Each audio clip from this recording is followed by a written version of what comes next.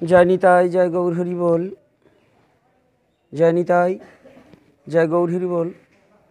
সমাগত, আজ আমি লাইভে আসার একটাই কারণ হচ্ছে যে সারা বাংলাদেশে যে বন্যা কবলিত এলাকায় বিভিন্ন জায়গায় ক্ষতিগ্রস্ত ব্যক্তিরা আজ তাদের জীবন নিয়ে বড় টানাটানিতে আছে এবং সনাতন ধর্ম অবলম্বনকারীদের যে বাবারা এবং মায়েরা যারা যেখানে আছে, যারা সেই দানশীল এবং দাতা যে মা এবং বাবারা আছে, তাদের কাছে আমি কিছু কথা বলার জন্য আসছি। লাইভে আসার একটাই উদ্দেশ্য, সম্মুখে আমাদের দুর্গাপূজা আগত।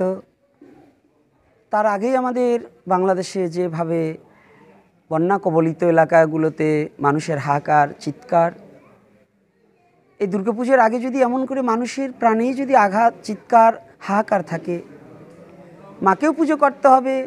তার মধ্য দিয়ে আমি সবাইকে সনাতন ধর্ম অবলম্বনকারী মা ও বাবাদের বলবো, এবার পুজোতে না হয় আমরা একটু আড়ম্বরম এবং ডিজে নাচ ডিজে বাজনা এগুলোকে না এনে গেট একটু কম সাজিয়ে এই অর্থগুলো দিয়ে যদি মানুষের মুখে দুটো অন্ন কিংবা তাদের বস্ত্রের ব্যবস্থা এবং তাদের একটু আশ্রয়ের ব্যবস্থা করে দিতে পারি আমরা, তাহলে আমাদের অনেক ভগবানের পথটা একটু পরিষ্কার হয়ে যাবে।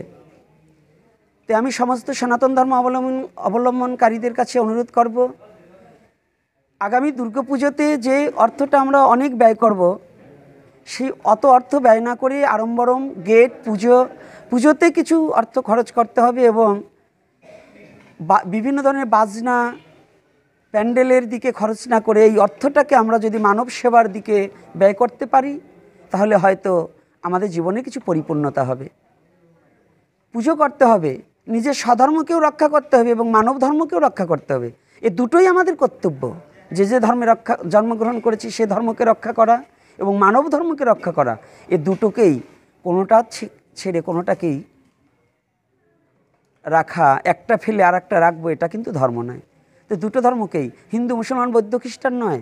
ডাক্তারের কাছে যেমন কোনো জাতি থাকে না, তদ্রূপ মানবতার কাছেও কোনো জাত ধর্ম থাকে না।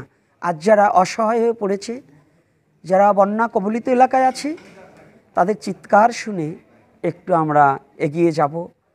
আমরা যেন অনেক প্রসাদ দিয়েও দুর্গাপূজা করা যায়, সীমিত প্রসাদ দিয়েও দুর্গাপূজা করা যায়, অনেক টাকার বাজনা এনেও দুর্গাপূজা করা যায়, শুধু একটা ঢাক বাজিয়েও দুর্গাপূজা করা যায়। তো যাতে শুধু একটা ঢাক বাজিয়ে দুর্গাপূজা করা হবে, যেন অনেক আড়ম্বরম না করে।